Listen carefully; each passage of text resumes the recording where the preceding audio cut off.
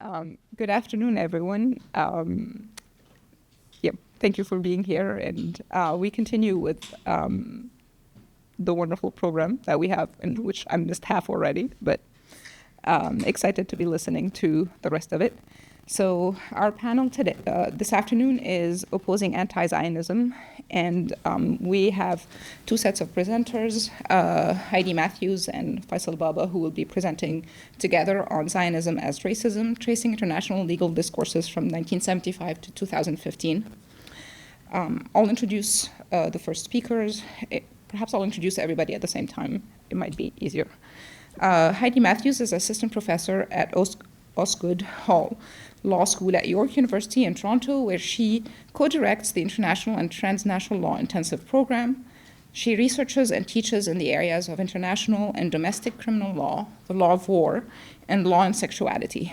Her work theorizes contemporary shifts in the practice and discourse of the global legal regulation of political violence, with particular attention to history and gender, as well as political, critical, and aesthetic theory. She's currently leading a large interdisciplinary grant project developing colonial genocide as a novel analytic framework for understanding the acquisition and maintenance of power in settler colonial contexts. She has served as a law clerk at the Special Court for Sierra Leone and as an intern at the Special Tribunal for Lebanon. Her doctoral dissertation was awarded Harvard Law School's Leyland Prize, and prior to joining Osgoode, she held the British Academy Newton International Fellowship at the SOAS School of Law, University of London. Faisal Bhabha is an associate professor at Osgoode Hall Law School in Toronto, here too, where he also serves as the faculty director of the professional LLM in constitutional law. He researches, teaches, and publishes in the areas of constitutional law, human rights, employment law, and legal ethics. In conjunction with his academic research and teaching, Faisal maintains a small law practice, advising and representing a variety of individuals and public interest organizations in matters pertaining to constitutional law and human rights. He appears before administrative boards and tribunals and at all levels of court, including the Supreme Court of Canada. Faisal previously served as vice chair of the Human Rights Tribunal of Ontario between 2008 and 2011, and he has appeared as an expert witness before Canadian parliamentary and Senate committees and served as a member of the Equity Advisory Group, EAG, of the Law Society of Ontario between 2005 and 2008.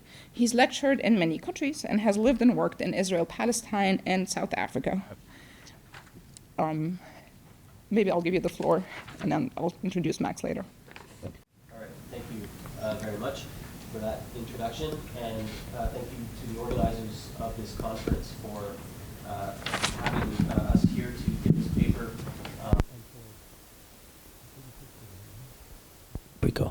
And for organizing this event at all.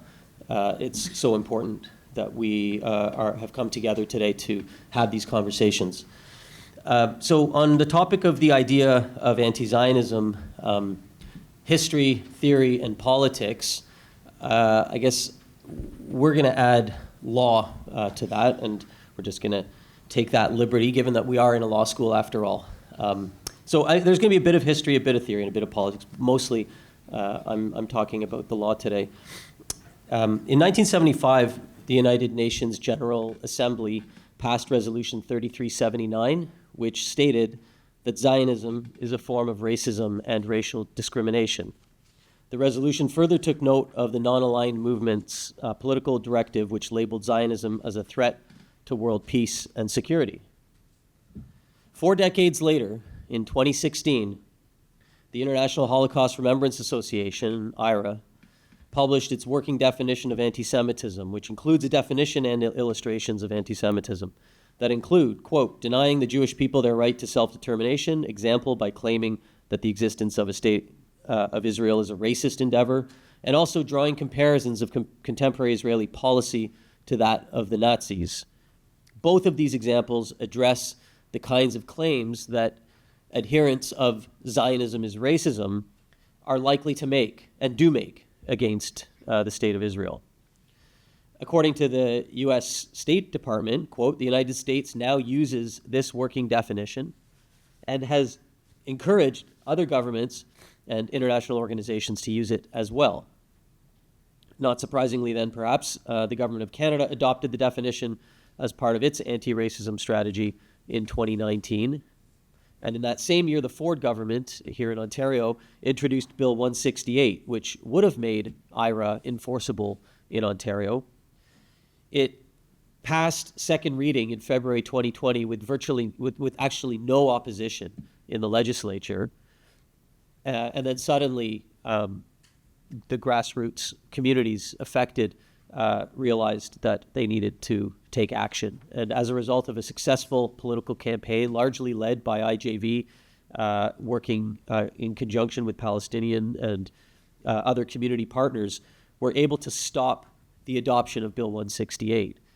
Nonetheless, the government did use an odd procedure and adopted IRA by way of an ordering council, like essentially an executive order. So it never went through the legislature. It stands now as on the books as a resolution that, quote, the government of Ontario adopts and recognizes the working definition of anti-Semitism as adopted by the International Holocaust Remembrance Alliance. Over the last 4 years, multiple provinces and municipalities have done the same, adopting non-binding resolutions that essentially endorse the IRA definition. They do not make it law. They do not stipulate any enforcement mechanism, but they express agreement with its substance and an intention to align themselves with that definition. Now, we wish to analyze this push to define anti-Semitism at the legal and policy level in a way that not only negates the Zionism is racism argument, but advances a competing argument, and that is that anti-Zionism is a form of unlawful discrimination. And so, the question that for me as an anti-discrimination scholar is how does anti-discrimination law treat the question of whether Zionism, or treat the question of whether you can make the assertion that Zionism is racism, or that anti-Zionism is anti-Semitism. Discrimination in Canada is defined as the imposition of burdens or the denial of benefits in a way that's connected to a protected ground that's stipulated in law, and which exacerbates historical disadvantage, and where there's no justification. So you've got a series of steps to go through. As of yet, there is no tribunal or court in Canada that has analyzed the question of discrimination with respect to the advocacy of anti-Zionism. You may be led to believe that it's different because certainly those that are pushing the IRA definition are also pushing it as authoritative, and they'll tell you it's the law, or at least it's official. But it has not actually been adjudicated. It's well understood within discrimination doctrine that it's the complaining party, or the party asserting the breach, has the onus of establishing that. And what you need to do in a case of discrimination is establish a prima facie case. And to do that, you have to show that there's a person protected by a listed ground, and that the ground was a factor in the decision to impose the benefit or impose the burden or deny the benefit. So I want to use a case. It was actually a real case that never actually got adjudicated because the parties in that case settled the case. And a few years ago, I did some Freedom of Information requests to obtain more details about the case so that I can understand what was going on. So here it is. I'm going to tell you the story. In August 2016, a guy named Robert Walker filed a human rights complaint, against the Student Association of Durham College and the University of Ontario Institute of Technology in Oshawa, alleging discrimination. He brought it to the Human Rights Tribunal. He was an employee of the Toronto branch of a global Jewish religious organization known as Aish HaTorah. Specifically, he worked on a project that Aish Toronto was calling Hasbara Fellowship Canada. Perhaps you've heard of it. The two key purposes of Hasbara Fellowships are to provide trips to Israel for Jewish university and college students, and to promote Israel on university and college campuses. The University Student Association was planning a social justice week and Hasbara applied to have a table at the social justice fair. The student association had adopted the BDS, had adopted a BDS resolution and was committed to supporting the BDS movement. And so they took a decision to deny Hasbara fellowships a table at the social justice fair on the basis that an organization like Hasbara, who, quote, whose mandate is to promote policies that contribute to the colonization of indigenous peoples, Palestinian or otherwise, end quote, could not fit within the social justice theme of the fair's week. Hasbara Fellowship's national president told the press that he was hurt by the decision, and he interpreted it to be based on his ethnic identity, implying that it was anti-Semitic. He found it very distressing that they were comparing Hasbara to the KKK, or saying that it would be like inviting the KKK to the same event as Black Lives Matter. That was part of the reasoning that the student council had given. So Hasbara was seeking $50,000 in damages, an apology, and an invitation to attend the next year's Social Justice Week. So the case never went to a hearing. Nearly a year later, in July of 2017, the UOIT Student Association, which by then had gone into receivership, issued a public apology. The association stated that the decision to deny inclusion to Hasbara was, quote, based on incorrect information. But the association, it went on to say that it deeply regrets the decision and sincerely apologizes to Hasbara and its president. It went on to say that it rejects discrimination of any kind, including against Israeli students or community members. And finally, it welcomed Hasbara's participation in any future multicultural event on campus. No information was ever publicly released about any financial settlement being paid. They were seeking $50,000. I have no idea what, if anything, they received. Okay, so what I wanted to do was think about, well, how would this case have gone down if it hadn't been settled? And the key question would have been, is Robert Walker's identity as a Jewish person and or a person associated with Israel a protected ground under anti-discrimination legislation? And if so, was that identity a factor in the student union's decision to deny Hasbara a table at the fair? If these two questions were answered affirmatively, the result is that the complainant would have met that first step of the discrimination test. And at that point, it shifts to the respondent to either deny that it's discrimination or to defend that it's discrimination. Some types of discrimination can be defended. Okay, so the really interesting stuff comes in the early part of this test, because Robert Walker needs to identify himself with a protected ground. He claimed that the decision to deny his group was discriminatory because he was perceived as what he described, quote, too Jewish or Israeli. Those were his words. Walker based that on the letter, which cited this resolution to boycott Israeli in line with BDS. So he says, Hasbara was excluded on the basis of its close connection to the state of Israel. I'm perceived as closely connected to Israel. That's discrimination on the basis of perceived national identity or perceived ethnic identity, or perhaps creed, which is the ground that protects religion. Robert Walker's Jewish.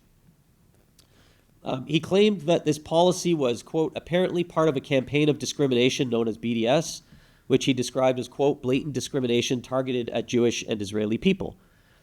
He said he's Jewish but not Israeli, and that this exclusion was on the basis of either being Jewish or being perceived as Israeli. So he was relying on the ground of creed and national origin. So one possible response to that is that, well, really what's at the heart of the student union's decision and Walker's response to it is a political dispute, not an instance of national or ethnic identity discrimination. And if Walker's exclusion is based on political opinion, it's not covered by anti-discrimination law in Ontario. It is covered by anti-discrimination law in other provinces. So that's an interesting wrinkle. So you've got Israel, which is a political entity. Walker sort of asserting here that Israel is synonymous with Jewish. And this conflation of Israel and Jews is something that is both important, central to the Zionist project. It's also something that arguably promotes anti-Semitism in the West. Many Jews outside of Israel maintain that Israel does not represent their interests and certainly does not speak for them. But what about this idea of critiquing a state and discrimination? For example, many people called Donald Trump racist when he referred to shithole countries. And those countries were all non-white majority population countries. He may claim that that statement is facially neutral, and others may maintain that it's racist. But while in the case of Walker, while it's less certain that he would be protected against under the code on the basis of a perceived or actual association with Israel, his Jewish identity is a protected ground. And I think he would have no problem establishing that as a protected ground. It's establishing the connection between being Jewish and the boycott of Israel that needs to be established. Because having a protected ground does not guarantee a finding of discrimination. So first, it could be argued that the mere decision to boycott Israel is discriminatory, which some people argue, and therefore any action pursuant to a call to boycott is necessarily discriminatory. It's true that a decision to boycott Israel is a decision to take action specifically designed to harm that state, but supporters of BDS have been clear and open about their goals, which include delegitimizing the status quo and power shifting. The point of boycotts is to harm targeted interests through nonviolent means, and this tactic has been employed in the cause of many in the service of many justice causes. And so that on its own can't do the work of delegitimizing the anti-Zionism action. Okay, let me just jump ahead a little bit here, because the case of Robert Walker never did get heard, and I can speculate, and I do in my paper go into great detail, sort of speculating how a decision maker might deal with those facts. But facts that are pretty similar to that have been brought in another case that is actually being heard currently. And this was a case involving a restaurant in Toronto. And the restaurant is called Food Benders, and a couple of Jewish complainants have brought cases against that restaurant after its owner posted messages on social media that were alleged to be anti-Semitic. There are things like Free Palestine, Zionists are Nazis, Zionists are not welcome. And the allegation is that this constitutes discrimination on the basis of race, citizenship, ethnic origin, ancestry, and creed. The Friends of the Simon Wiesenthal Center stated in relation to this restaurant, quote, "By stating that Zionists are not welcome to its store, this business is basically stating that Jewish people are not welcome." So that's it. I mean, that's the case. And the case is ongoing, and it will answer the question that has not yet been answered, the question that the Hasbro Fellowship's case left unanswered, and the question that decision makers across this country have been running like hell from. In another paper, I've detailed all of the cases in which parties have attempted to obtain a decision about whether Zionism, anti-Zionism is discriminatory, or Zionism is discriminatory, and decision makers run like hell from having to decide those questions. They decide them on procedural grounds, they decide them on a preliminary basis, on jurisdictional grounds, and anything to avoid deciding it. So I'll leave you with the Food Benders case. I'm not entirely hopeful that the tribunal, I'm not hopeful at all that the tribunal will get it right. I'm probably hoping that the tribunal will try to avoid deciding the question again, because a bad decision is worse than no decision. So on that hopeful note, I'll leave it at that. Thank you.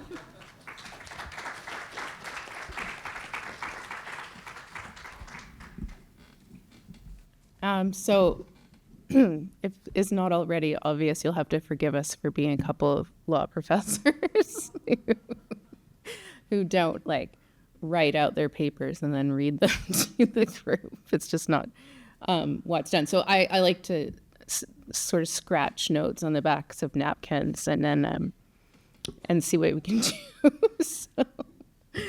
So thanks to Max and Esment for the invitation. It's very kind, and certainly has helped Faisal and I push forward a paper that is just kind of was lingering, and is still lingering, but will linger less now.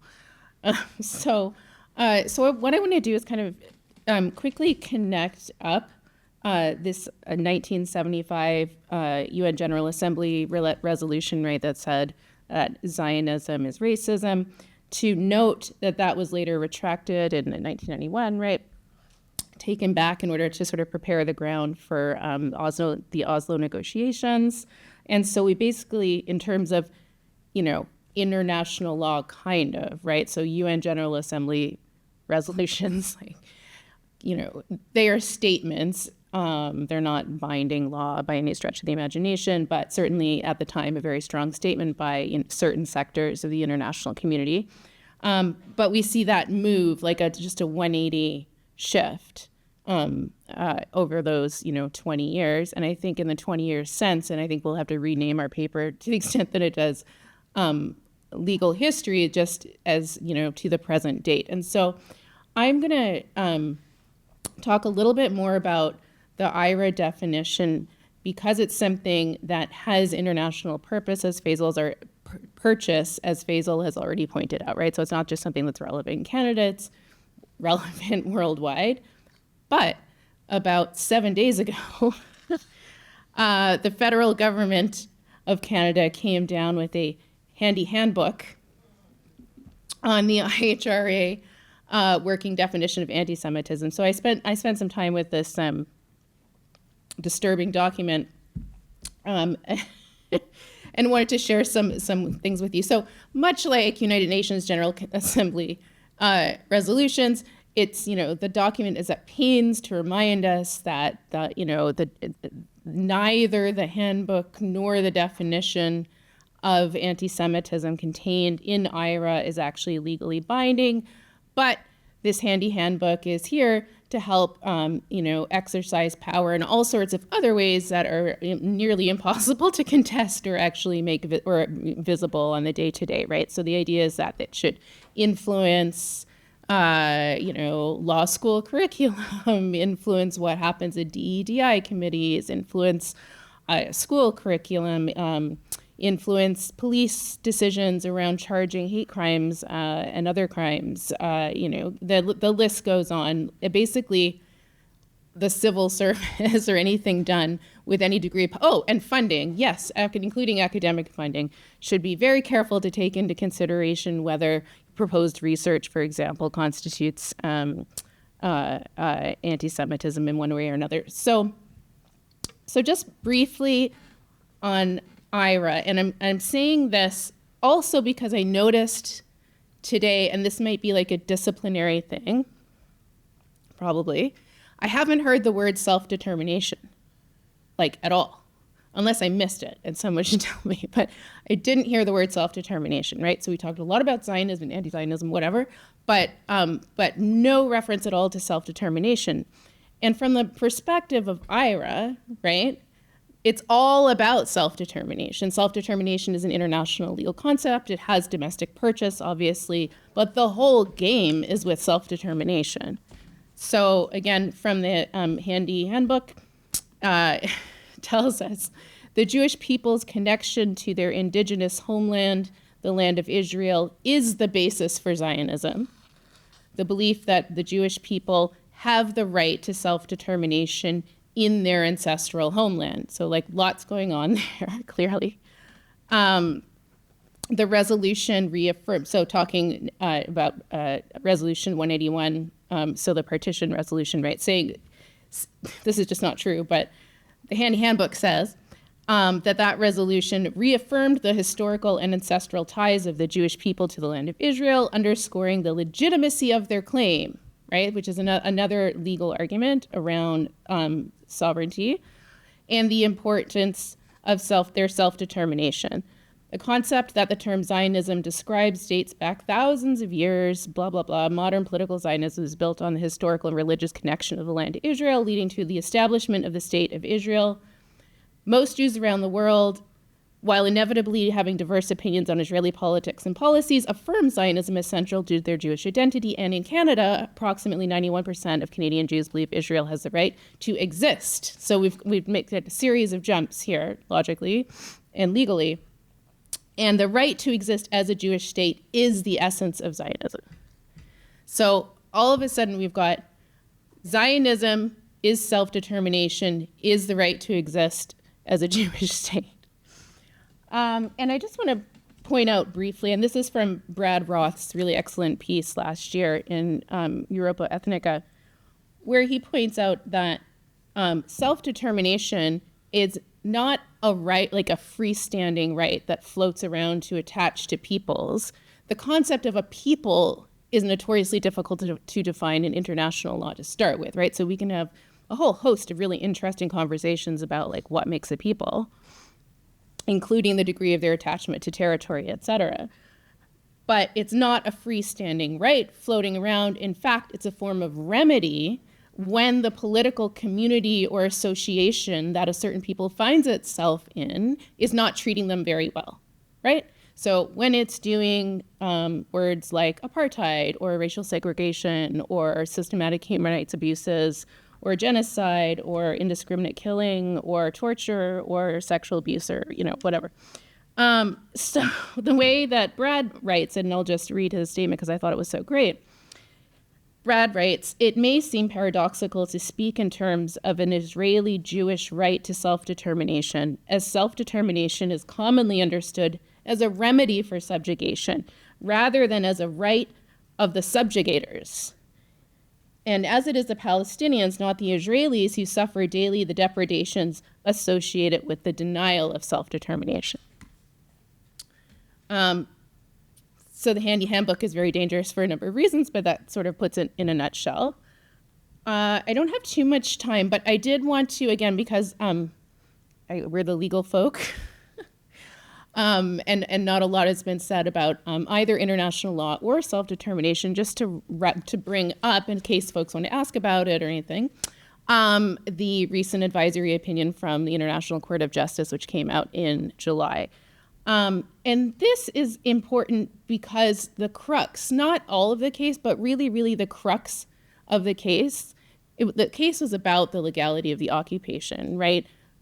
Both in Gaza, East Jerusalem, and the West Bank. But by and large, the question of legality turned on whether the right of the Palestinian people in the occupied Palestinian territory to self-determination had been violated or not, right? So that's like the shorthand. The court goes on for about 50 pages on explaining why the Palestinian people have zero self-determination. And just to put it in legal terms, right, the settlement policy obviously takes away any capacity for folks on the ground to determine the future of their sort of political existence or existence in general. The transfer of civilian population into the settlement, via settlements rather, into occupied land, confiscation of land, exploitation of natural resources, thereby infringing the right of sovereignty over water and other resources. Sort of haphazard and arbitrary extension of Israeli law into occupied territory such that an effective, what many people call, and in fact the court sort of calls, apartheid, is in place. Forced displacement, either by actually forcibly displacing people or making the conditions of life so miserable that people just leave to seek better terms of life. General violence against Palestinians. The court found that large swaths of the West Bank had now actually been formally annexed by Israel, even though Israel claims otherwise.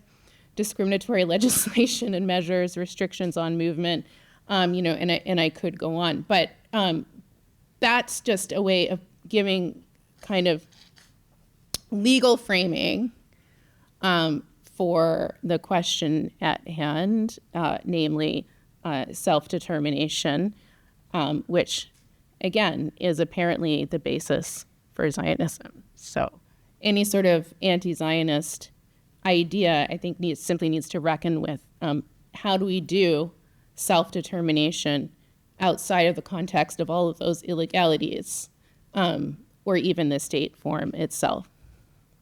So I'll stop there. Thanks.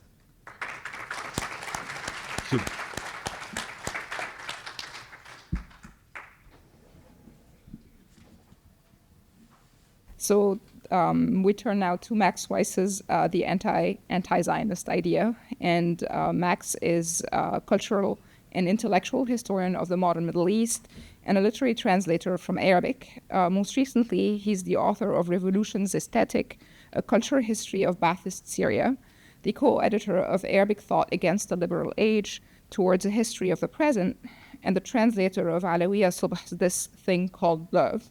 He's associate professor of history and associated faculty in comparative literature at Princeton University. The floor is yours, Max.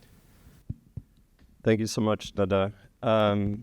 Please forgive me a few things at the outset. Forgive me for skipping too many pleasantries, except to say thank you so much to Asmat for doing everything to make this happen.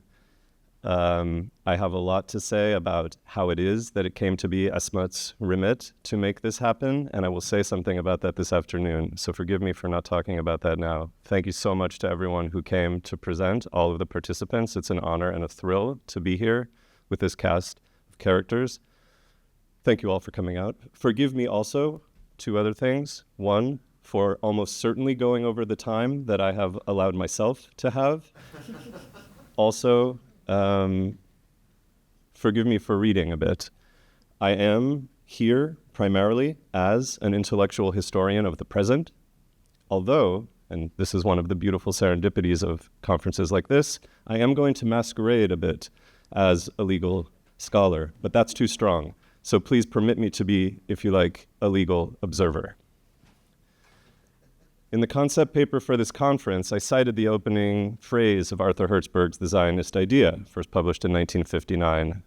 Zionism exists, and it has had important consequences, but historical theory does not really know what to do with it. Now, in a late 1930s essay about anti-Semitism, Hannah Arendt wrote, "Since Zionism is based in an utterly unhistorical theory, which she terms Zionist substance theory, it proves incapable of any real analysis. From the outset," Arendt goes on, "it is overrun and falsified by others with real interests of their own." To be sure, more historical and theoretical attention has now been directed towards these and myriad other issues. Zionism as a Jewish nationalist liberation project, Zionism as a settler colonial enterprise, and its relationships to the anti-colonial and the post-colonial. Zionism as a civil religion for American, North American, and increasingly Western European Jews, indeed as the ostensible crux of Jewish identity in a global frame, depending on how you periodize, after 1948 or after 1967. Zionism and its relationship to both linear historical as well as messianic time. Zionism as the official ideology of what I will call the actually existing state of Israel, just to name a few. What else historical theory will yet do with Zionism is an open question, one made more uncertain by our own unsettled conditions, from the genocide in Gaza and the accelerating annexation of the West Bank and East Jerusalem to the seemingly limitless expansion of Israeli military adventurism around the region, and now the re-election of Donald Trump. Let me repurpose Hertzberg, though. Anti-Zionism also exists, and it has had important consequences, although historical theory, and I might add, contemporary politics, do not seem to know what to do with it. This is not only because traditions of anti-Zionist thought, politics, praxis, culture, identity, and so on have still not received adequate attention, although there is, to be sure, a sizable and growing scholarly literature on these questions, and this conference is in some ways a vitalization, if not a revitalization, of this field. But also because the very idea of anti-Zionism, as we've been discussing, the anti-Zionist idea as such, if it is one, is so deeply embattled, under assault, mischaracterized as anti-Semitism or racism instead of an ideological, political, personal, psychological, and even emotional response to Zionism and its effects. I do not think, therefore, it is protesting too much in my throat clearing here in our repressive climate to affirm that the topic of anti-Zionism is a legitimate, emphasize that word, object of study.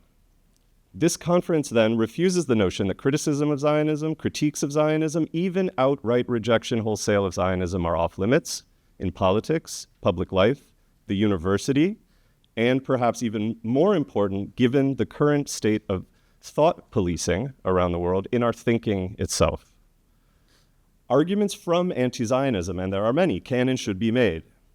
For example, challenging the notion that Jews constitute a singular race, nation, or people in the modern senses of the terms, insisting upon the universalist aspirations of Jews living in diaspora, as well as those who live in the land of Israel, historic Palestine, rejecting the idea that a state can ever be properly Jewish and democratic, opposing actually existing ethnocracy in the land between the river and the sea, standing against the elimination of settler colonial logic required for maintaining a specifically Jewish political entity in Palestine, rejecting Zionist practices of ethnic cleansing, apartheid, and genocide, and cultivating, for some, religious forms of opposition to the establishment of Jewish sovereignty in the absence of the Messiah. There are, of course, many anti-Zionist ideas, to echo some points that were made earlier this morning.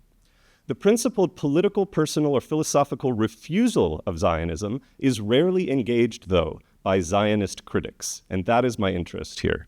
Instead, increasingly, and there is a history to be told about this, an assemblage of ideas, arguments, individuals, associations, organizations, journals, academic publications, think tanks, and many different kinds of media, to say less for the moment about legislation and political action, is deployed in order to demonize, delegitimize, and apply a double standard to anti-Zionists and anti-Zionism. I call this assemblage anti-Zionism, and a variety that might be called academic anti-Zionism is the subject of my talk, at least an initial salvo about it. What is anti-Zionism? In my view, anti-Zionism can best be thought of as a counterinsurgent form of knowledge production, an ideology of counterinsurgency that is linked to a politics of anti-colonialism. We know that historically anti-Zionists have allied themselves with anti-colonial struggles for liberation, independence, and self-determination. Most importantly, the Palestinian national liberation struggle. And here, I disagree with Nasser somewhat when I state, while not all anti-Zionisms are anti-colonial, all anti-Zionism is a counterinsurgent form of knowledge. Anti-Zionism is a discursive formation produced, nurtured, and defended by, among others, intellectuals, think tanks, some supported by the State of Israel, Zionist and communal Jewish organizations, academic journals, some of which are sponsored by the State of Israel, and media outlets of different political orientations. Now, contrary to those in the room and outside who would willfully and in bad faith misconstrue my argument, this is no sub rosa reference to some conspiratorial cabal working in the shadows. On the contrary, this is an open source intellectual, academic, legal, and popular project, part and parcel of a political program that attacks, maligns, and delegitimizes, emphasize that word, all those who anti-Zionists deem to be engaged in delegitimizing Zionism and delegitimating the State of Israel, concepts that I'm going to consider more carefully. There is a need to change the world consensus of public opinion, writes Joel Fishman, a historian with a PhD from Columbia University, who is associated with the Jerusalem Center for Security and Foreign Affairs and IDSF, Israel's Defense and Security Forum. A campaign of good news about Israel may be suitable for marketing and branding, but does not come to grips with the real problem, Fishman writes in a 2012 piece in the Israel Journal of Foreign Affairs.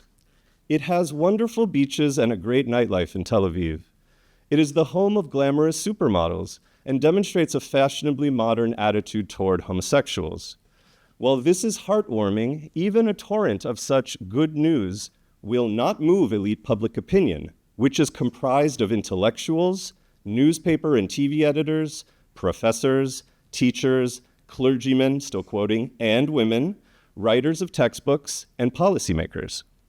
This group, Fishman argues, needs to be engaged, challenged, and convinced. Fishman describes this project as one of re-legitimization, a reaction to the so-called delegitimization campaign against Zionism and the State of Israel that goes at least as far back for Fishman as the November 10, 1975 UNGA Resolution 3379, equating Zionism with racism, although some anti-Zionists would argue that the campaign has deeper roots.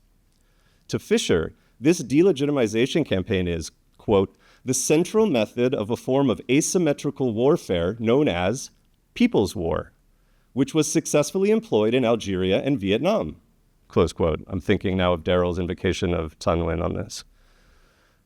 Anti-Zionism, then, is called upon to do the work of counterinsurgent knowledge in response to this asymmetrical people's war waged to delegitimize Zionism and the actually existing State of Israel.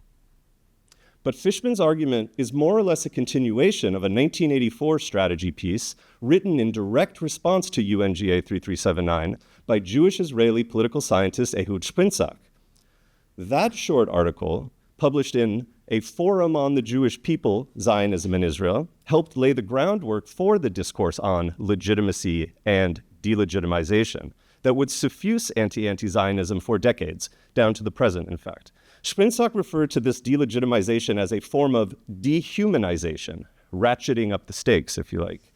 There's more to be said about that piece, which might be considered among the founding documents of what I am calling anti-Zionism. For Sprinzak, anti-Zionism is a product of, quote, an efficient Soviet propaganda machine working in conjunction with the Arabs.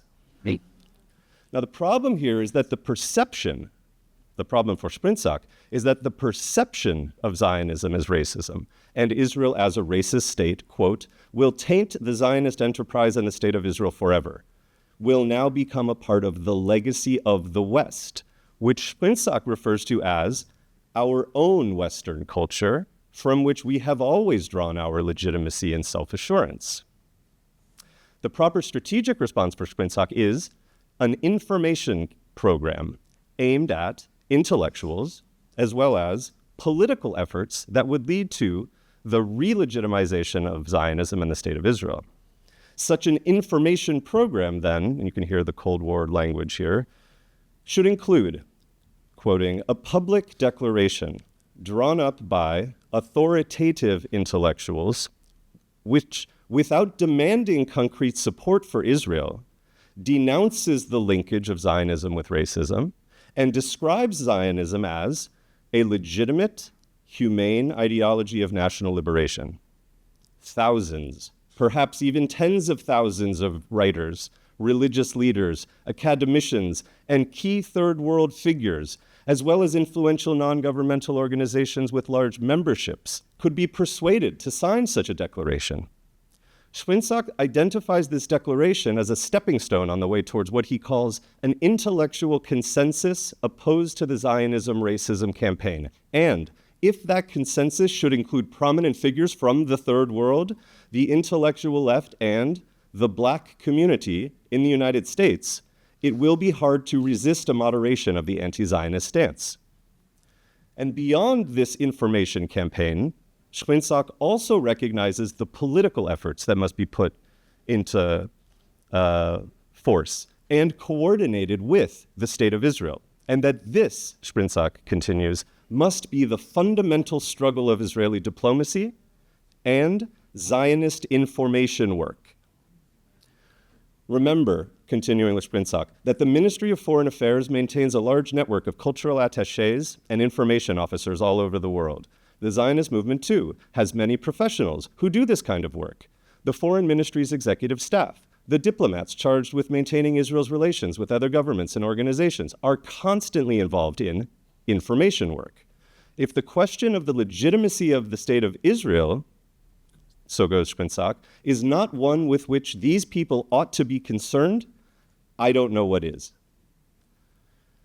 The 1984 Schwinsack would likely agree with the 2012 Fisher that these people had no shortage of information work to do long after UNGA 3379 was revoked in December of 1991. And Fisher sees delegitimization and dehumanization in a myriad of locations, including the Durban Conference on Racism in 2001, the malicious accusation that Israel massacred civilians in Jenin in 2002, the Goldstone Report, 2009, and strikingly, at least to this reader, quoting, efforts to break the Israeli blockade of Gaza. Palestinian attempts to achieve statehood at the UN is also tacked on, which, for Fisher, constitutes, quote, a first step toward reversing the international recognition of Israel, forcing it out of that body, and taking its place in the community of nations. The eliminationist logic of Zionist settler colonialism and its anxieties about a Palestinian great replacement could not be more succinctly stated. Then we arrive at BDS, which, for Fisher, quote, has many characteristics identical to those of the delegitimization process. Although the terminology may differ, the content is nearly the same. In other words, the rhetoric about BDS as a delegitimizing force and movement has historical origins. And so, counterinsurgency, this struggle against people's war, is, again for Fisher, to understand how public attitudes and the policies of governments may be influenced, if not manipulated, and leveraged when international governing bodies, such as the UN and its various commissions, decide to intervene proactively. As Fishman has it, adapting Clausewitz, quoting, public diplomacy is clearly another form of war. Schwinsack and Fishman lay bare something that seems at once too obvious and yet utterly essential to mention. Anti-Zionism is Hasbara, including what Maya Wind calls academic Hasbara. The Strategic Survey of Israel is published by the Institute for National Security Studies, which was founded in 2006, and bills itself as an independent think tank affiliated with Tel Aviv University. The Institute describes its mission in part as, quoting, contributing to the public debate and governmental deliberation of issues that are, or should be, at the top of Israel's national security agenda. The INSS declares its mission to address Israeli decision makers and policymakers, the defense establishment, public opinion makers, the academic community in Israel and abroad, and the general public, to give you a sense of its orientation. In the 2011 strategic survey, Yehuda Ben Meir and Owen Alterman tackle what they call the delegitimization threat, which they understand as different from conventional warfare and terrorism. Ben Meir, some of you may know, was a professor and chairman of the Department of Psychology at Bar Ilan University, a member of the Knesset for the National Religious Party and Gesher, Zionist Religious Center from 1971 to 1984, and served as Deputy Minister of Foreign Affairs in both the Begin and Shamir governments. He was also affiliated with the Jaffe Center, which is now part of INSS since 1984. Alterman, an altogether different profile, who is now senior diplomatic correspondent for I-24 News, grew up in suburban Detroit, got his BA in Near Eastern Studies at Princeton University, and his JD from Harvard Law School before moving to Israel. I just want to note, in an interview with the Detroit Jewish News, I was born in Detroit, so much of this is autobiography somehow, Alterman described himself as, quote, Zionist in terms of politics. I obviously don't agree with everything that the country does, but I do believe in the core fundamental ideology behind Zionism, that this country should exist, and I would like to see it continue to exist. Like Fishman, Ben Meir and Alterman also paraphrase Clausewitz. Quote, if war is the continuation of diplomacy by other means, then delegitimization is the continuation of war by other means. And I'll come back to their piece in a moment. I want to introduce another anti-Zionist who will be familiar to some of you. English professor Carrie Nelson is an academic conscript in this war by other means. In Israel Denial, Anti-Zionism, Anti-Semitism, and the Faculty Campaign Against the Jewish State, Nelson reads a corpus of what he calls anti-Zionist faculty publications that are said to give the anti-Zionist agenda academic credibility. Academic anti-Zionism in Nelson's recounting aims to demonize, discredit, and delegitimate the Jewish state, instead of seeking, quote, specific ways to promote progress toward a resolution of the Israel-Palestinian conflict. The denial of Nelson's book title refers to those who, quoting, deny Israel's moral and political legitimacy and its right to exist as a Jewish and democratic state, along with the effort to deny its citizens the right to political self-determination, which presumably is only a reference to that country's Jewish citizens. Nelson's reference to the Israel-Palestinian conflict can also be apprehended in terms of Liron Moore's deconstruction of what she terms, quoting, the calcified perception, I want to emphasize perception here, of conflict as judgment, which is to say, the sovereign judgment of the state of Israel, which takes place at what Moore calls a scene of legal dispute, which always carries along its threatening shadow, lawless violence. Moore continues, such an opposition between unlawful violence and law enforcement is made invisible by its own legality. Now, I'm giving you a lot of dense quotations, and I know that's rather a lot to ask of you. There is a family resemblance here with how anti-Zionism figures the relationship between Zionism and its opponents as a conflict between Zionist law enforcement, what I am calling here counterinsurgent forms of knowledge production, and unlawful violence, the so-called People's War of delegitimization, otherwise known sometimes as not anti-Zionism, but anti-Zionism. We should not forget, and again, this is a connection that has been really nicely appearing before me in the past couple of days, we should not forget that anti-Zionist counterinsurgency travels and works increasingly through the law as well. So thanks to Heidi for sharing with me this, as she calls it, handy handbook, because the IRA, the Canadian Handbook on the IRA Working Definition of Anti-Semitism explicitly calls for what I would call re-education in the realm of not law enforcement as a conceptual category, but really existing law enforcement. Why? First of all, because the IRA definition is, as Faisal pointed out, not legally binding, but also because, and this is in the language of the Canadian Handbook, existing reporting methods, quote, may fail to recognize victims or witnesses' perceptions, again emphasizing perceptions, of a crime's anti-Semitic character, or may wrongly assess anti-Semitic threats posed to Jewish communities. Now, returning to Nelson, in the face of such anti-Zionist counterinsurgency, Nelson still portrays anti-Zionists as irrationally committed to preventing, quoting, progress toward a resolution of the Israel-Palestinian conflict, which I take to mean like intellectual terrorists blocking the path of reconciliation. He might as well have said, translated into the language of the so-called Oslo process, that anti-Zionists have no partner for peace.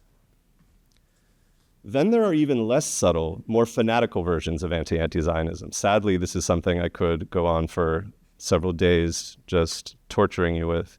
So just consider this a small dose. Historian Robert Wistrich has been making the argument that anti-Zionism is anti-Semitism since as far back as the early 1980s, but I want to share some vivid prose of his from 2004, in which he described anti-Zionism as the lowest common denominator and the bridge between the left, the right, and the militant Muslims, between the elites, including the media, and the masses, between the churches and the mosques, between an increasingly anti-American Europe and an endemically anti-Western Arab Muslim Middle East. Anti-Zionism, Wistrich intones, is much more than an exotic collection of radical chic slogans that survived the debacle of the late 1960s counterculture. It has become, wait for it, an exterminationist, pseudo-redemptive ideology reconstructed in the Middle East and re-exported back to Europe with devastating effects. Now, this may seem like fringe language, but I want to emphasize that it exists within the discursive universe of anti-Zionism, and it is coming home to roost politically. Anti-Zionism attacks those who challenge the legitimacy of Zionism. That and criticism of the State of Israel are depicted as tantamount to denying Israel's right to exist. Israeli state preoccupations then with public diplomacy and image management are being translated into the militarized counterinsurgent language of anti-Zionism, dispatched to do the work of counterintelligence, psychological warfare, and academic and other forms of repression. But this turn to anti-Zionism might also be read as a sign that the Zionist ideological formation and its settler colonial praxis are no longer capable of managing its own contradictions and legitimation crises. Zionism is at an impasse because it is defined by the stunted drive of its conquest, writes Nasser Abu Rahmeh, and therefore now finds itself temporally stuck. Abu Rahmeh creates space for new understandings of the vengeful ferocity on display in the Gaza genocide, the accelerated annexation drive in the occupied Palestinian territories, and the deadly tantrums Israel is throwing. In a context of Israeli state legitimation crisis, deepening pariah status internationally, and the increasingly apparent ideological bankruptcy of Zionism itself, anti-Zionism works in a global theater of operations, demonizing, delegitimizing, policing, and ultimately seeking to silence criticism of Zionism and the state of Israel. Anti-Zionism is itself temporally stuck, creating its own timeless object, anti-Zionism, and maligning it for being, by turns, anti-Semitic, racist, motivated by double standards, committed to delegitimizing Zionism, and delegitimating the actually existing state of Israel by calling into question its so-called right to exist. Anti-Zionism makes anti-Zionism a target for counterinsurgency, ideological and otherwise, by equating it to a global people's war. The contest then over the legitimacy of the Zionist project and the actually existing state of Israel is a global battlefield.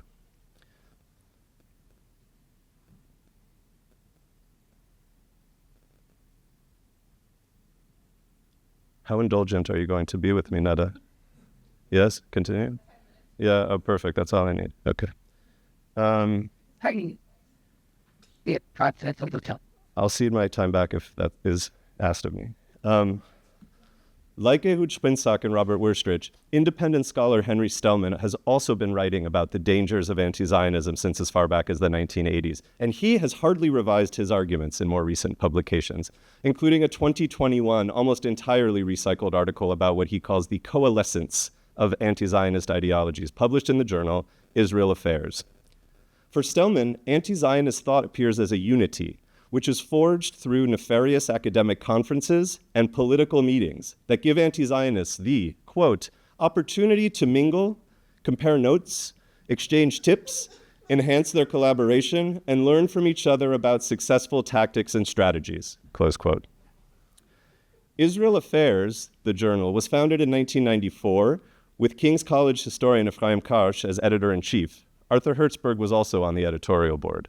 Karsh also directed the Begin Sadat Center for Strategic Studies at Bar-Ilan University, and he was a research fellow at Daniel Pipe's Middle East Forum. Now, I suppose these personal and professional networks have also provided anti-Zionists with opportunities to mingle, compare notes, exchange tips, enhance their collaboration, and learn from one another and their tactics and strategies, to say nothing of their direct involvement, of course, with various Israeli academic, PR, and military institutions.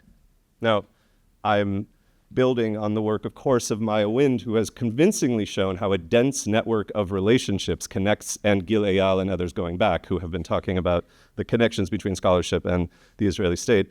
But Wind has convincingly shown how a dense network of relationships connects Israeli academia, whether in the fields of archaeology, law, Middle East studies, elsewhere, with the work of settler state building and the national defense establishment, producing and disseminating anti-Zionist counterinsurgent forms of knowledge, addressed, however, increasingly vociferously toward a global audience.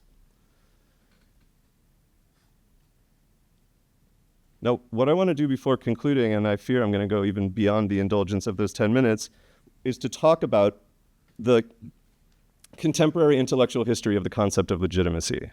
I had 3 or 4 different concepts I was going to try to talk about, and I realized I would need a few hours of your time. Anti-Zionism surveils polices, and aims to silence anti-Zionists while muddying the waters of academic, political, media, and legal discourse by spreading misinformation and disinformation, about those, information work, let's call it, about those who ostensibly call into question the legitimacy of Zionism or the legality of the conduct of the State of Israel. If, as I argue, this fixation on delegitimization betrays anxieties about the legitimacy of the Zionist project and the actually existing State of Israel, and even if the term is not always used in good faith, we might still want to reckon with the meaning and significance of legitimacy as a concept, with the caveat that anti-Zionist discussions of legitimacy may be thought of as part of what Asma al-Halabi, in a scathing critique of post-colonial Zionism or Zionist post-colonialism, calls an ecosystem of incoherence. Nonetheless, I'm interested in these philosophical, political, and psychological justifications for a persistent return to questions of legitimacy and delegitimization. There is value, if I speak from experience, not a lot of pleasure in sifting through anti-Zionist claims about the embattled legitimacy of Zionism. So what do anti-Zionists mean when they speak about legitimacy? Post-lunch lull, about to become more difficult. In the theory of social and economic organization, Max Weber argues that legitimacy may be found in a given order.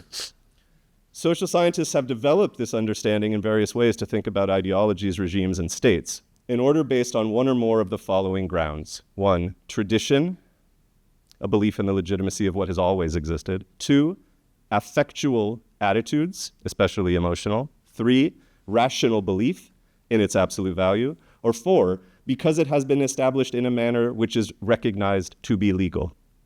And from here, more famously, Weber identifies 3 types of pure legitimate authority.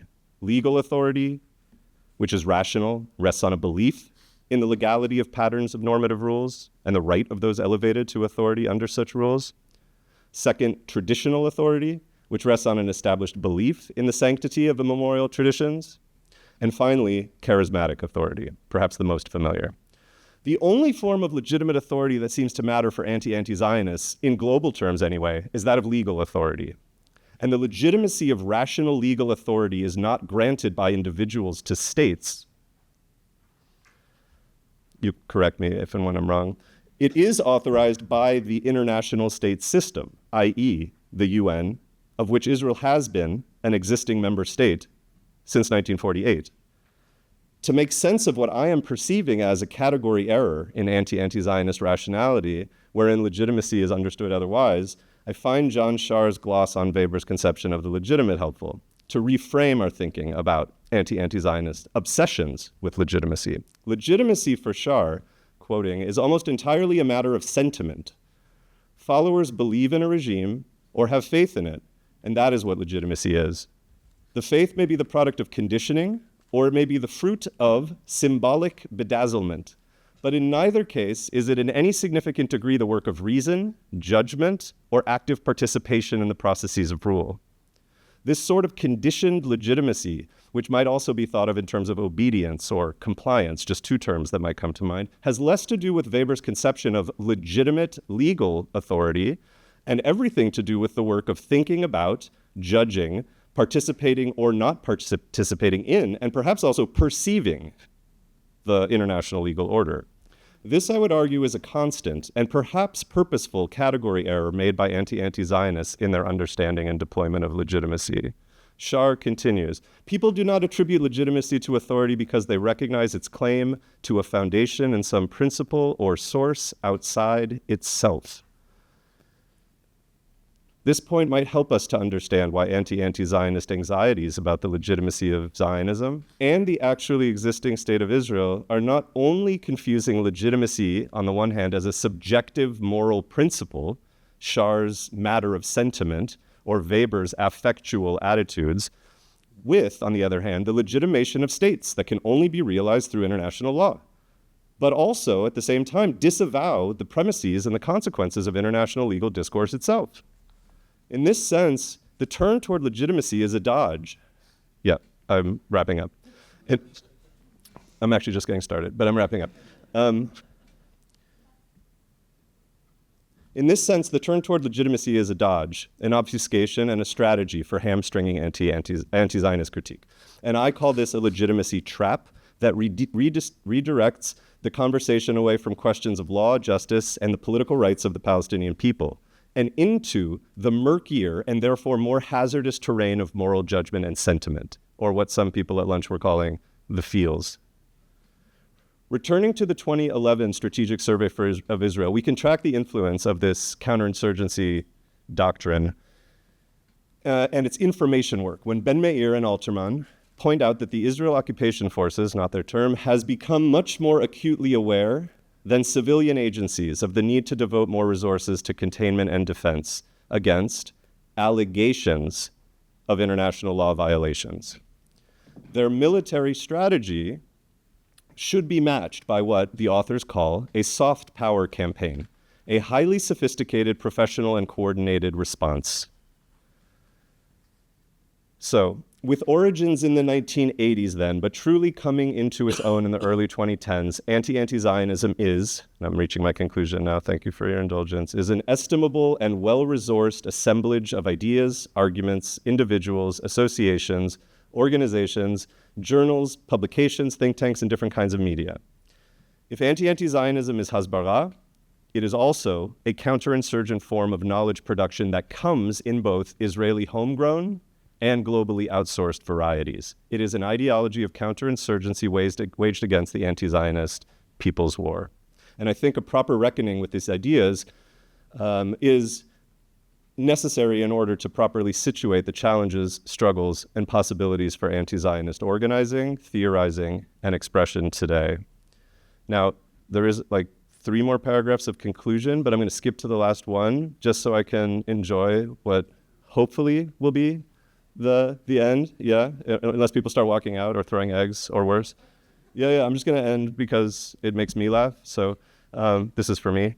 Let me conclude on a lighter note with a reference to a book of essays about anti-Zionist thought by Hebrew University professor Elchanan Yakira, who unwittingly clarified for me what is at stake in my own conceptualization of anti-Zionism, and in a sense, I think I realize now the reason for this conference at all.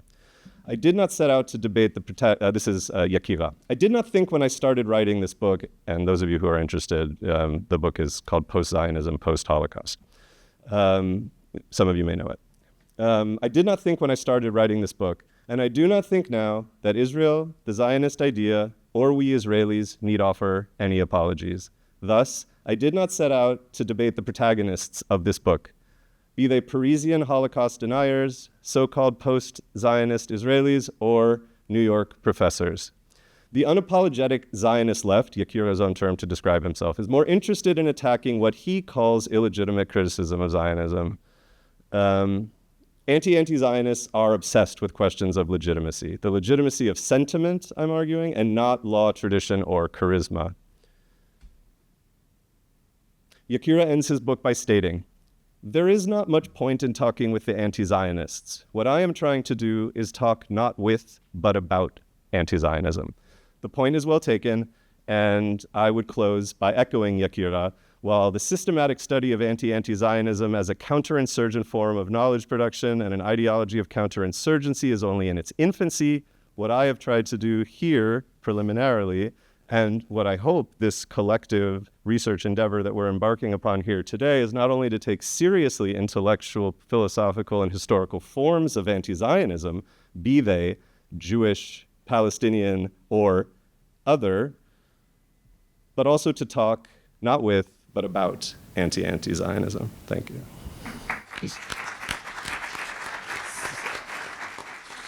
Did I talk for 40 minutes? Yeah. Thanks, Max, but no thanks for not taking your time. But we have a lot of time to discuss, so I will open the floor in the back, and then here, and then Alejandro.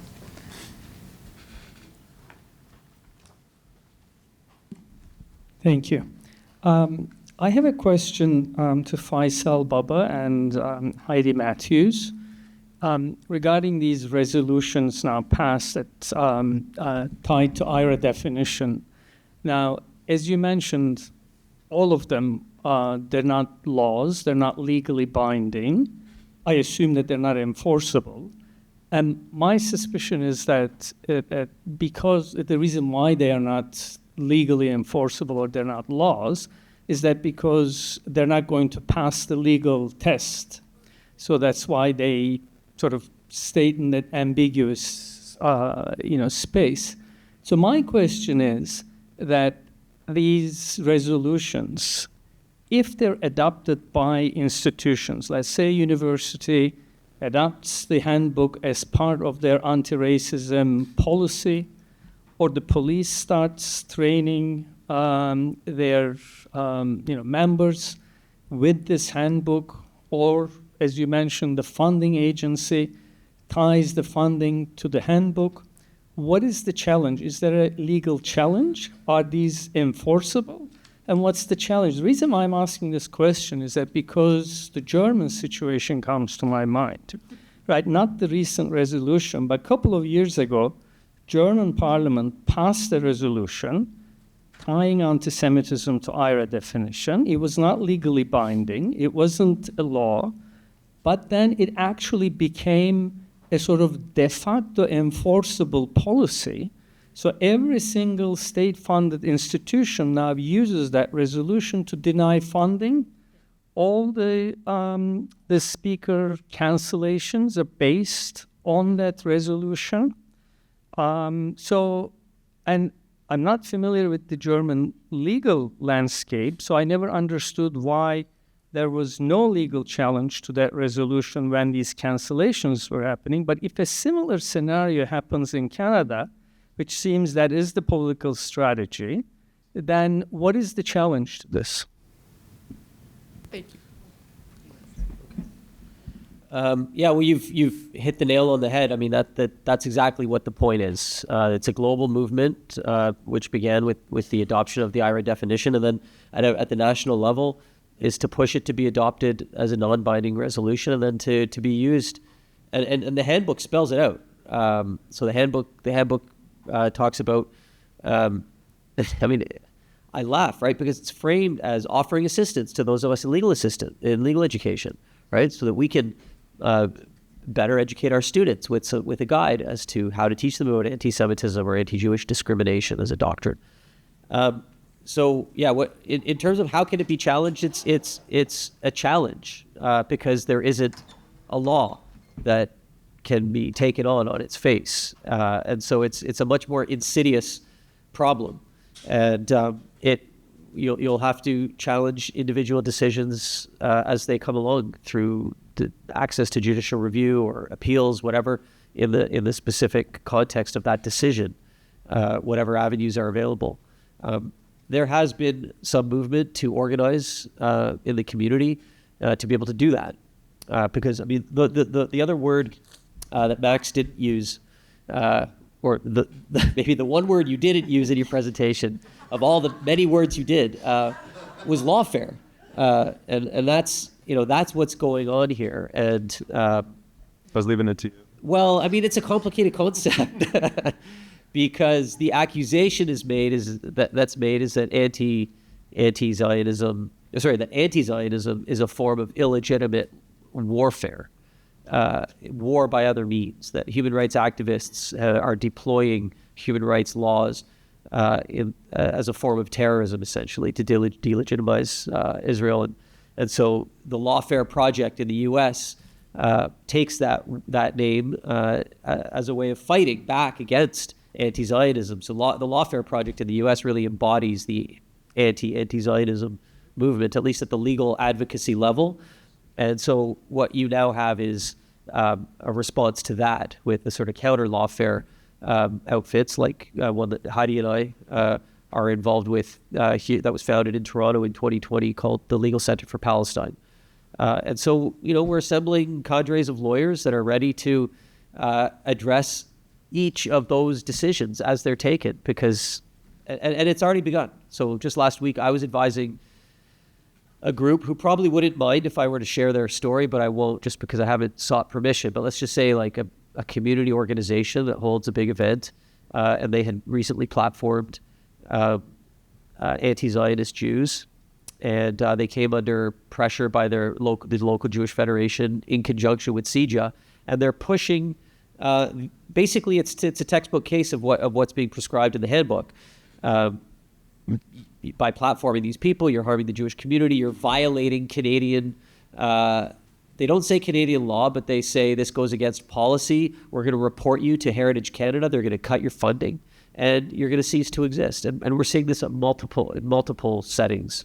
I'm getting phone calls about these sorts of things every week. So I think, what we see in Germany is we need to watch Germany really closely, and France, because I think that points the direction that we're heading in. It was in the back, actually. Can I just follow up on that super quickly? Is that okay? Yeah? Okay. And it's actually you. Yeah. Yeah. No. It's actually the person in the back. Exactly. Yeah. Can I? Yeah. Can I talk? I'm gonna talk. Sorry. Oh, sorry, Heidi. No worries. Pardon. No. Yeah. So another part of the handbook, right, says, if you do or say anything that could be taken to deny, minimize, or distort October 7th, then that's structurally akin to Holocaust denial, which is actually a criminal offense in Canada, right? So you can see already the conceptual slippage here. And when you do that, this is literally what the manual says. When one minimizes October 7th by, I don't know, asking how many Israelis and others would have been killed by the IDF, right? We don't know. You're triggering intergenerational trauma in the Jewish community in Canada writ large. So it's on that basis that people go to my dean and say that I'm endangering Jewish students by, right? And you only know about that if someone tells you, right? And then if a decision gets taken, you only know about that if somebody tells you too. And then the way to challenge that kind of a decision, luckily I have a union, but grievances take, years sometimes. You can challenge administrative decisions at various levels of public institutions, including universities in Canada, through judicial review, but that also takes tons of money and time, and also just getting the information. So the thing for me that's really insidious about this move is just that it encourages this, lawfare or counterinsurgency, right? It just encourages it with, there's total impunity, right? Because getting the facts is actually impossible. You have to be incredibly well-resourced, to know how to do something like an ATIP or any Freedom of Information Act request. And even then you'll get, typically the runaround as well. And I want to say too, all of this too is obvious, but it bears pointing out just in terms of the practice of fighting this on the daily, which I think many of us are doing, just the amount of time that gets consumed from your life and your job and your ability to actually do this work, and which also is, I think, a core part of that strategy. That's right. No. Thank you. Asma, now, the person in black. I have a question first for Professor Matthews and then for Professor Weiss. Where in international law is self-determination housed? What exactly is it defined as? What are the statutes? I have to really, I've been tracking this down for a while, and I'm not really sure what it means necessarily. So kind of a pedantic question, but I'd love for you to talk about that. That's my job. So self-determination is referenced in the UN Charter, which is often thought of as rightly or wrongly kind of the constitution of international law. But you can also look at the Declaration on Friendly Relations. Is that what it's called? Yeah, which would be. So, and it's also fleshed out in the case law too, which includes domestic case law. So if there was a huge 95, the succession reference, 96, 7, in the mid-90s, the Canadian Supreme Court decided whether, it was a reference to the court actually, asking about whether and under what circumstances Quebec could secede from the Canadian Commonwealth. And the core kind of test was self-determination, and the court developed this internal versus external test, and it actually became pretty, I would say, the most authoritative domestic decision circulating in international law circles as well. And it helps point out this idea, it sort of upsets this very simplistic notion that self-determination means you have a right to a state. That's just not true. Thank you. Okay, I'm gonna do just here because there's a few questions. So I have already 4 people who had lined up. So Alejandro, and then here, and then the person in green. Sorry.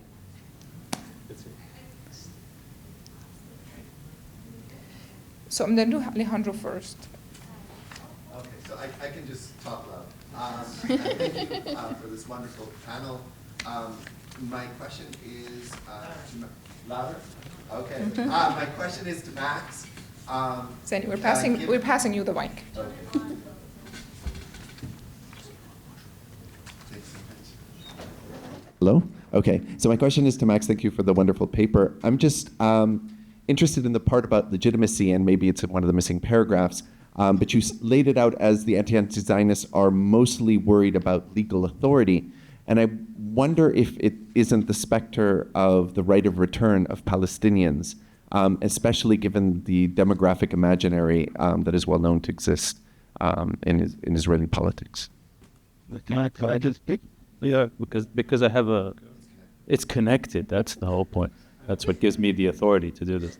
I want to also, I was also struck by what's at stake for you in the legitimacy thing, because I'm always also baffled by the term delegitimization and what is actually at work there. And I thought at least how I read your incitement of Weber there, or your reading of Weber, in a certain sense, is to say, or maybe is to imply that actually what the anti-Zionists know is what Weber got wrong in a certain sense, right? That he understood that there is, or they understand that there is no pure order legitimacy, right? Legitimacy is underpinned by violence, and actually, which somehow relates to the lawfare or what gets called weaponization. That actually what is being mobilized is a kind of violence, or a legitimate violence, or the right to deploy a kind of violence, which would tack, I think, with your counterinsurgency reading. I don't want to call it a metaphor, because counterinsurgency arguably is designed to fail on its own terms, right? As a project of winning hearts and minds, or ideological persuasion, because you go to that persuasion. So I'm just an invitation to think about that legitimacy violence question. Yeah, no, I mean, I think it's a really interesting inversion somehow of the logic of your own statement, which is that this is meant to be something of it's an interesting shift from the battlefield where the success is unmistakable, but there is this surplus and a lack at the same time of a sense that victory can never be achieved. And victory doesn't have to be a battlefield victory. Victory in this instance seems to be as much about recognition. And there is a demand, there is a scream for recognition, but recognition on what basis and recognition on what sort? And is it possible? And yes, there is a psychoanalytic reading that is developing here that I haven't yet fully given, space to for myself to think it out, but I think that might be where this is headed, wherein there is a kind of fixation. I keep using the word fixation and obsession, and a grad student of mine read a draft of this and thinks that he said, I know what you're doing, you're a Hegelian, and I didn't know what he meant, and I'm still wrestling with it and trying to understand what he knows that I don't yet, and that's just an echo of what you said about what the Israelis seem to know but are not capable, or what the anti-Zionists know but are not capable of yet saying, which is that they actually have already lost, in a sense, which is your point. So I guess what I'm trying to wrestle with here is not just the failure of legitimacy as a concept, one that is not adequate to the task of describing and not just describing, even structuring the conditions of possibility for the actually existing state of Israel with its actually existing Zionist ideology at its core to persist within the framework of the very category of the legal and the legitimate that it seeks so desperately to achieve. I'm not sure if what I said just made sense, but it seems to me like what I am pitching towards is an ability to, as you have said and as several people have already said today, to remove Zionism altogether from the equation. Anti-Zionism is not the same thing. This is one thing I didn't get the chance to say. For me, anti-Zionism and Zionism are not the same thing. And it is the difference between the two that I think is going to be our work to figure out in the coming period. Because it does speak precisely to the moment of Zionism's either transformation or collapse, depending on what the historical longer view is going to be able to tell us. that we are trying to make sense of in the moment, which, as I said again, I am wearing a few different hats. I am trying to do the kind of critical historian of, in a sense, social science, but whatever it is, it's a critical history of the present. And that means that I am applying tools to materials that historians would call sources that are flying at us at a fever pitch. And so it's like I learn about the Canadian Handbook, and it is already of a piece with everything that is already happening. We are part of something that I increasingly want to call, simply put, a war machine. And anti-Zionism is in its own way a war machine. And I don't know yet exactly how what would be called human categories of analysis, such as legitimacy, identity, rights, and so on, are relevant to this war machine. I fear I might be starting to agree with Sprinzak. I think I might actually be doing some work of dehumanization. But in order to get at the heart of what is, I think, a different kind of rationality, an anti-Zionist rationality, which does not play by the same rules and yet demands to be recognized for playing by those rules. That is the contradiction that I think we are struggling with, and I don't think I have anything other than meandering questions. I think the right of return is actually a very good example of where the pretensions to legitimacy break down. And I think this is what I took to heart from Ligon's claim, which is that there is a certain performance of legality that somehow frames something like conflict resolution, that frames something like reconciliation, that frames something like peacemaking. So if this were actually about right versus right, then the achievement of the Jewish wishes for self-determination realized in the actually existing state of Israel will put an end to that.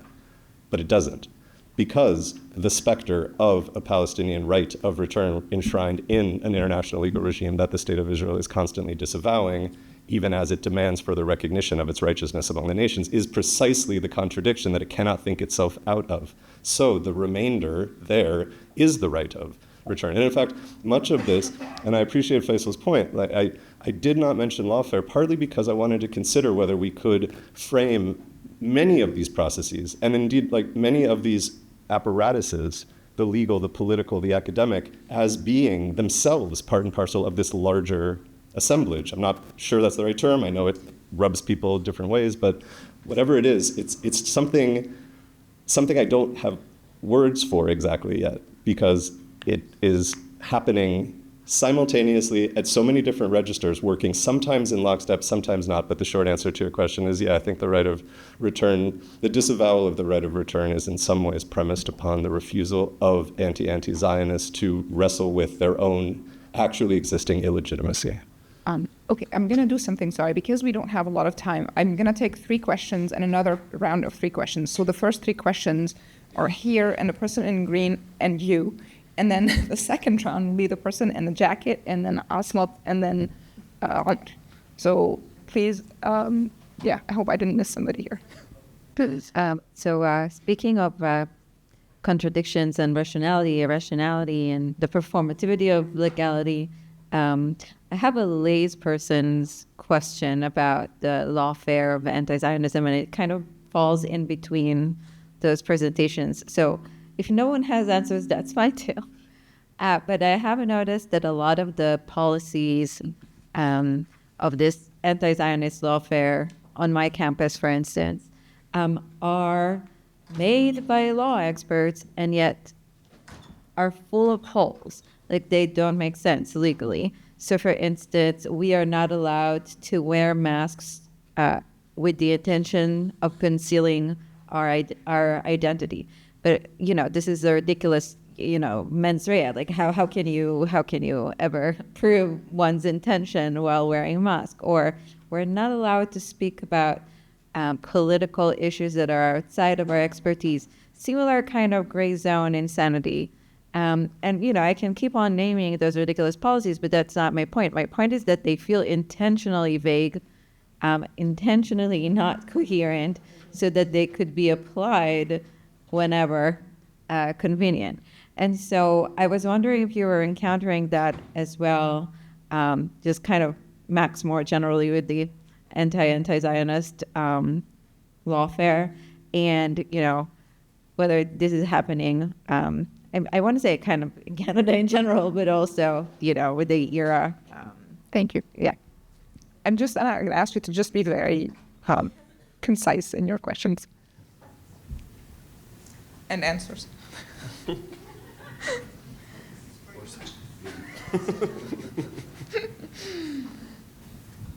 Hi. Thank you so much to everyone that organized this. It's been amazing. And this is for Faisal and Heidi.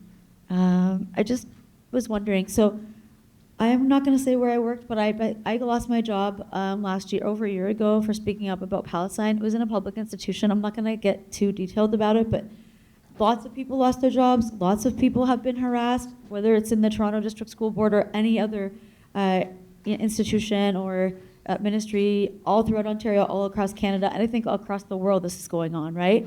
And now that you've talked about this handbook, I feel extremely worried, because what happened to me, like the people that fired me are lawyers. I'm a lawyer, so they didn't put it in writing because they know that that's illegal and they couldn't do what they did. But they did it, and it's a year, and I'm still out of work. And imagine all the other people that are also suffering. So now that this handbook exists, I mean, I don't know should we be going to like a UN body to try to make a working group about this nationally to try to fight against this? Because why did the Canadian government fund this? Who funded this? When was this decided? And like, is there anything comparable that was used in the past that was not necessarily law? Like, I really like your point about Germany, because Germany is so out of control with their laws. And if that's where we're headed, I mean, we really need to get working all on this like now, because I don't know how many more things are going to happen, right?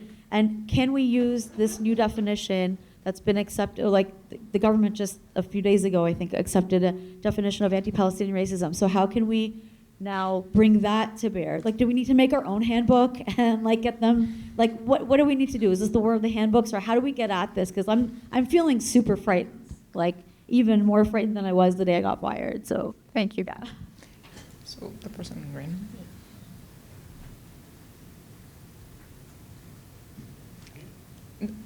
Yeah, didn't you have your hand up? No. Oh, okay. One more. Asmat, go ahead. No, I'm okay. You're okay. Someone okay. else, Omar? Yeah.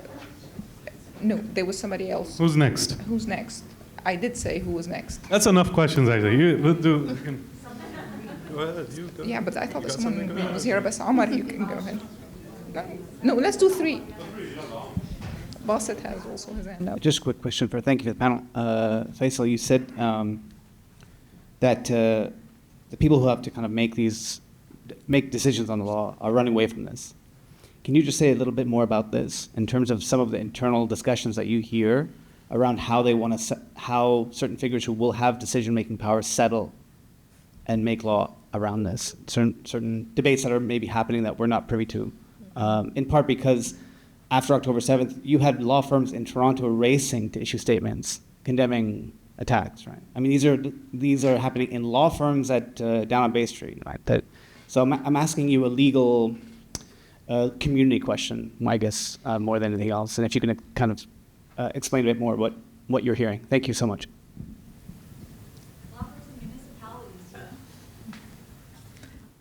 Okay. Well, I guess I'll start just because that last question is for me.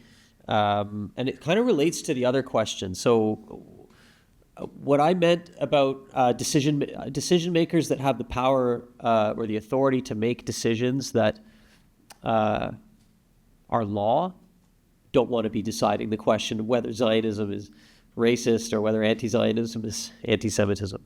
And there's a series of decisions from human rights tribunals and courts, and probably, I mean, unreported decisions by universities and lower decision makers, no doubt. But the ones that are on the books are administrative decision makers, basically using any argument or procedural mechanism to avoid deciding the substantive issue. And so generally what they've held is that universities are places where academic freedom reigns supreme, where freedom of expression is enhanced, and where opinions are sort of the stuff of what universities do. And therefore, there needs to be a wide berth for freedom to express different opinions. So I mean, it's quite remarkable that you have bodies that are charged with enforcing anti-discrimination provisions being some of the strongest defenders of freedom of expression in the academic sector. And my argument is that it's mainly, I mean, sure, they probably believe in freedom of expression, but it's mainly because they don't want to decide the discrimination question. So back to the question, in terms of the question about the rules that are being designed to regulate university campuses, I think that flows directly from what I just said, which is nobody wants to be adjudicating the merits of these competing claims.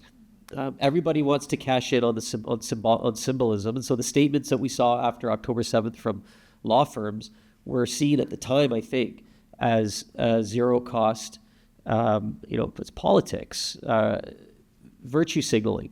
That became a lot more complicated when the genocide began. And interestingly, Heidi and I have been arguing with our dean about this issue of statements. And he finally agrees with us now that universities shouldn't be issuing statements at all about political events. He agrees with us now because he doesn't want to issue a statement about the genocide. But he had no problem issuing a statement about October 7th. So I think we're seeing a move away from making statements because it's become a lot more uncomfortable to be silent about genocide. And so now we have rules that you're not allowed to talk. We're not going to make statements about any of these situations, and we don't want people talking about politics on campus. And so I think that's what kind of bleeds into the kinds of deliberately imprecise and ill-crafted rules that are being adopted left, right. I mean, Heidi and I could do a whole panel on the new temporary use of space policy that was adopted at our university and the obstacles that we had last week to staging an event. It's become a lot harder. It's become a lot harder to do this sort of event, and I think it's a testament to the organizers that they were able to pull it off, but it may not be as easy in 6 months to do this sort of event without having to jump through multiple bureaucratic hoops. Thank you. Yeah, so let me leave it there. Just really quickly, so they're like institutional policies, like university policies, I mean, they're like law, but not law, right? So they're like internal law, but let's just say that law, it's a common misconception among non-lawyers that law is meant to be rational. All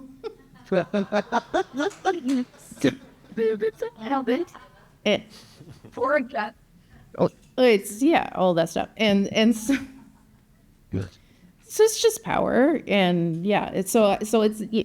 these policies, it's just obfuscation to take time to shut things down, and most times, if you create enough mess, people won't start asking questions, and so, don't be. I know it's upsetting because one expects that the rules that one is governed by would make sense, but generally they don't, or not terribly good sense. I'm really sorry to hear that you lost your job. I'm very sorry about that. I'm not going to offer legal advice. But the UN, I don't know. I wouldn't put a lot of time or effort into that. But just the general thing about employment in this context is unionize where you can and work for a unionized position where you can. I think is the most I can say there. And then just very quickly, Faisal already touched on this, but the move to institutional neutrality is something that we're seeing across North America. So both in the United States and in Canada as a way of probably it's good from the level of not making statements, but then it also, as we've seen this week with our dean, regarding something else, allows them to take a whole bunch of other decisions which aren't actually neutral, because again, just like law isn't rational, every single decision benefits somebody and costs somebody else, and so neutrality is a liberal mirage. Yeah.